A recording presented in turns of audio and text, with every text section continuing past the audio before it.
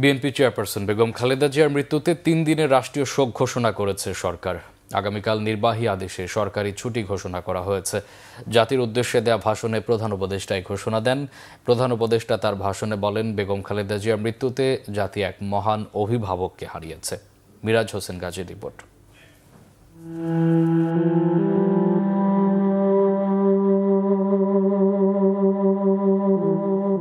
BNP chairperson সাবেক প্রধানমন্ত্রী বেগম খালেদা জিয়ার মৃত্যুতে রাষ্ট্রীয়ভাবে নেওয়া হয়েছে নানা কর্মসূচি। বেগম জিয়ার মৃত্যুতে অন্তর্বর্তীকালীন সরকারের প্রধান উপদেষ্টা ডক্টর মোহাম্মদ ইউনূস জাতির উদ্দেশ্যে ভাষণ দেন। প্রধান উপদেষ্টা তাঁর ভাষণে বলেন, বেগম খালেদা জিয়ার মৃত্যুতে জাতি এক মহান অভিভাবককে হারিয়েছে। বেগম খালেদা জিয়ার ইন্তেকালে আমরা গভীরভাবে শোকাহত ও মর্মাহত। তার মৃত্যুতে জাতি এক মহান অভিভাবককে হারিয়েছে। বেগম খালেদা জিয়ার রাজনৈতিক জীবনের অর্জন ও সংগ্রামের কথা তুলে ধরেন ডক্টর মোহাম্মদ ইউনূস। বেগম খালেদা জিয়া ছিলেন বাংলাদেশের রাজনীতিতে এক পরম মহিমান্বিত ব্যক্তিত্ব। গণতন্ত্র, বহুদলীয় রাজনৈতিক সংস্কৃতি এবং জনগণের অধিকার প্রতিষ্ঠার সংগ্রামে তার অসামান্য ভূমিকা ইতিহাসে অম্লান হয়ে থাকবে।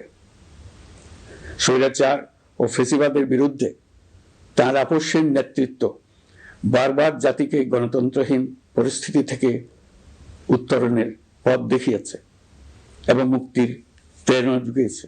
এমন একজন মহান দূরদর্শী ও নিখাদ দেশপ্রেমিক নেত্রীর শূন্যতা পূরণ হবার নয়।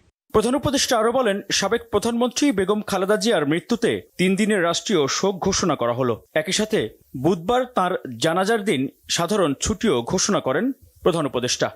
সাবেক প্রধানমন্ত্রী বেগম খালেদা জিয়ার মৃত্যুতে আমি 3 দিনের রাষ্ট্রীয় শোক এবং আগামীকাল তার নামাজে জানাজার দিনে একদিনের সাধারণ ছুটি ঘোষণা করছি। নামাজে জানাজা সহ সব ধরনের শোক পালনে শৃঙ্খলা বজায় রাখার জন্য আমি সবার প্রতি বিনীত আহ্বান জানাচ্ছি। প্রিয় দেশবাসী, আমি জানি আপনারা সবাই এই সময়ে অনেক আবেগাপ্লুত। আমি আশা করছি শোকের এই সময়ে আপনারা ধৈর্যের পরিচয় দেবেন এবং তার জানাজা সহ সকল আনুষ্ঠানিকতা পালনে সংশ্লিষ্ট সবাইকে সহযোগিতা করবেন। মিরাজ হোসেন গাজী, বাংলা ভিশন, ঢাকা।